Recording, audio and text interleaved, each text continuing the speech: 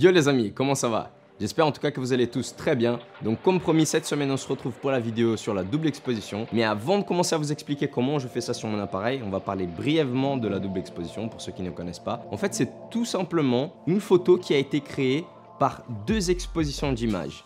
Qu'est-ce que ça veut dire? Donc sur la pellicule, donc sur les anciens appareils photo, si le film il ne s'avançait pas et qu'en fait on shootait sur la même pellicule en fait deux fois la même image, ça faisait une sorte en fait d'image mélangée qui ressemble à peu près à ça.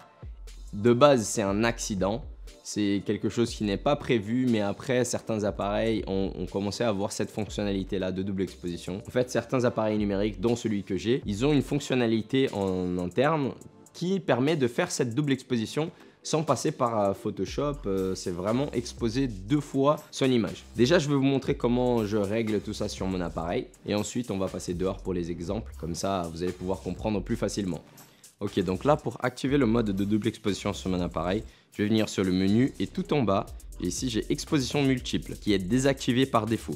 Et en fait, quand je vais venir donc l'activer, et en rentrant ici, je vais avoir donc 4 options différentes. Celle que j'utilise le plus, c'est sanguin, qui est celle qui se ressemble le plus aux appareils photo argentiques et la manière dont les photos se mélangent. Mais sinon, j'utilise aussi beaucoup le mode lumineux et le mode sombre. Et je vais vous montrer à quoi ça ressemble. Donc là, pour l'exemple du mode sanguin, je vais prendre une première photo en essayant de faire une silhouette avec ma main. Ensuite, cette première photo, elle va s'afficher avec une opacité réduite. Comme ça, je vais pouvoir composer mon image et prendre la deuxième photo.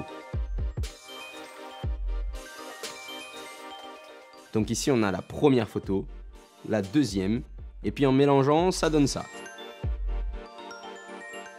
Ok, maintenant le mode lumineux, il est assez facile de comprendre. En fait, dans le mode lumineux, les parties qui vont être conservées de chaque image sont les parties les plus claires. Et moi, ce que j'aime bien faire, c'est prendre une première photo, et en fait, je retourne l'appareil pour essayer de faire une sorte de symétrie. Et c'est quelque chose qui des fois me prend pas mal de temps parce que je veux que tout soit parfaitement aligné. Donc des fois ça peut me prendre vraiment genre 15 minutes si je veux avoir une photo parfaite. Et je pense que c'est vraiment le mode lumineux celui que j'utilise le plus.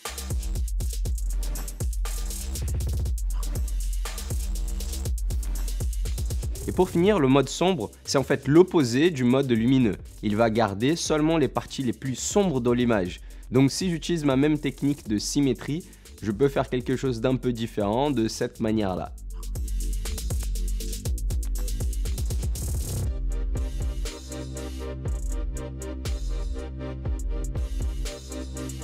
Ok les amis, donc on est déjà sur la fin de cette vidéo. Je suis désolé pour ce changement de fond et de vêtements et surtout de coupe.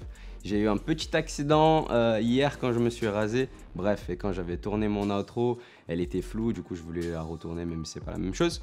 Mais en tout cas, je vous remercie de m'avoir écouté. J'espère que cette vidéo vous a fait plaisir. Si vous avez des questions, n'hésitez pas à venir me voir soit en commentaire ou même en message sur Instagram. Vous m'avez beaucoup demandé comment je fais ce genre de photos. Donc maintenant, vous le savez. Et donc, on se retrouve la semaine prochaine pour une nouvelle vidéo. Et je vous fais un gros bisou les amis.